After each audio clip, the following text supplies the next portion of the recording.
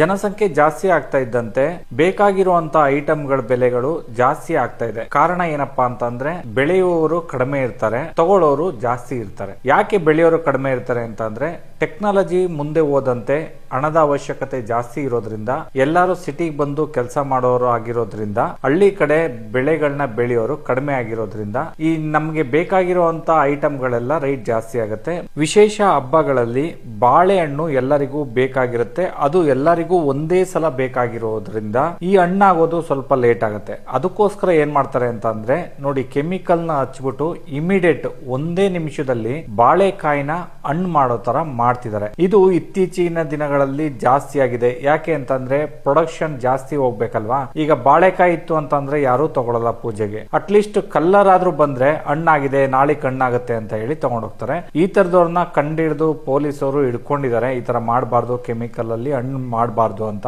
ಆದಷ್ಟು ನೀವು ಬಾಳೆಹಣ್ಣ ಯೂಸ್ ಮಾಡ್ಬೇಕಾದ್ರೆ ಹುಷಾರಾಗಿ ಯೂಸ್ ಮಾಡಿ. ಇವಾಗ ಈ ತರ ಕೆಮಿಕಲ್ ನ ಆಡ್ ಮಾಡಿ ಕಲ್ಲರ್ ಮಾಡಿ ಕೊಡ್ತಾ ಇದಾರೆ, ಅದು ಆರೋಗ್ಯಕ್ಕೆ ಒಳ್ಳೇದಲ್ಲ ಅದನ್ನ ತಿಂದ್ರೆ.